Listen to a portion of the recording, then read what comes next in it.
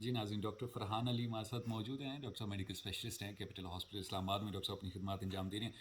Doctor صاحب جو ہیں، جب سے کووڈ فرسٹ ٹائم پاکستان میں آیا، اس ٹائم سے جو ہے ماشاء اللہ فرنٹ لائن پہ سرکاری جتنا بھی سیٹ اپ ہے اس میں فرنٹ لائن پہ موجود ہوتے ہیں۔ جتنے بھی کووڈ کے پیشنٹس ہوتے ہیں ان کو ڈیل کرنا اور اس کی پینڈیمک اور ان تمام چیزوں میں ڈاکٹر صاحب سے آج ہم نے ٹائم لیا تھا کہ اومیکرون ویریئنٹ جو کووڈ وائرس کا آیا ہے اس سلسلے میں بات کریں، پاکستان میں کیا کنڈیشن ہے اور ہم لوگ آگے فیوچر میں کیا دیکھ رہے ہیں۔ پلیز ڈاکٹر صاحب پلیز۔ جی، اومیکرون وائرس جو ویریئنٹ ہے یہ کووڈ ہی کی ایک ٹائپ ہے۔ اس میں میوٹیشن ہے، ہم کہتے ہیں کہ ملٹیپل میوٹیشن آ گئی ہے۔ مثال کے طور پہ اس کے جو جینیٹک مٹیریل ہوتا ہے اس میں چینجز آ جاتی ہیں، جس کی وجہ سے وائرس اپنی شیپ چینج کر لیتا ہے۔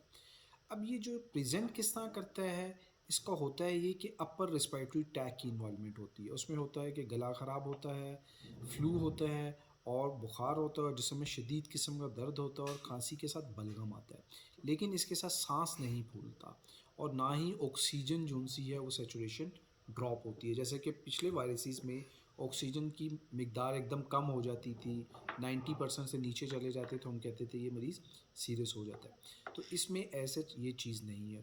اور دوسری چیز یہ ہے کہ اس میں ٹیسٹ چینج نہیں ہوتا اور نہ ہی اسمیل جاتی ہے، لیکن اس کے ساتھ ساتھ یہ جب پورے جسم پہ اثر کرتا ہے تو جسم میں بہت زیادہ درد ہوتے ہیں، تھکاوٹ ہونا شروع ہو جاتی ہے اور طبیعت میں بے چینی ہو جاتی ہے۔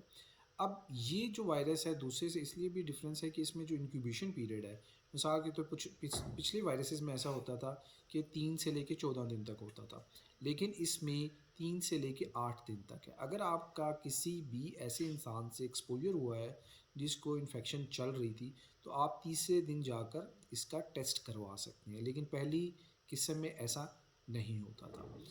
اب احتیاطی تدابیر کیا ہیں؟ احتیاطی تدابیر ویسی ہی ہیں جو کہ پہلے تھی۔ ہم نے ماسک پہننا ہے اور 6 فٹ کا فاصلہ رکھنا ہے اور ویکسین لگانی ہے۔ جو لوگ ویکسینیٹڈ ہیں ان میں اس وائرس کا اٹیک کم ہوتا ہے بنسبت وہ لوگ جن میں ویکسینیشن نہیں ہے۔ 6 مہینے کے بعد ویکسین کی بوسٹر ڈوز لگتی ہے۔ جن لوگوں نے آخری ڈوز 6 مہینے پہلے لگوائی ہے ان کو اپنی بوسٹر ڈوز لگوا لینے چاہیے، کیونکہ جسم کے اندر جو اینٹی باڈیز ہوتی ہیں ان کے آہستہ آہستہ لیول کم ہونا شروع ہو جاتے ہیں اور جسم جو سے ایکسپوز ہونا شروع ہو جاتا ہے وائرس کے افیکٹ ہونے سے، اور جسے بیماری پھیل سکتی ہے۔ تو اس لیے ہمیں اس وائرس سے بچنے کے لیے ویکسینیشن اپنے پورے خاندان کو کروانی چاہیے۔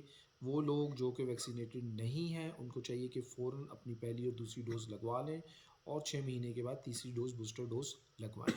30 سال تک اب یہ گورنمنٹ کی طرف سے اعلان ہو گیا ہے کہ 30 سال سے اوپر تک کے لوگ لگوائیں، اور جن لوگوں کی قوت مدافعت کم ہے، یعنی کینسر کے مریض ہیں، شوگر کے مریض ہیں، بلڈ پریشر کے مریض ہیں اور دل کے مریض ہیں، ان کو فوراً ویکسین لگوانی چاہیے۔ تھینک یو شکریہ۔ Very much.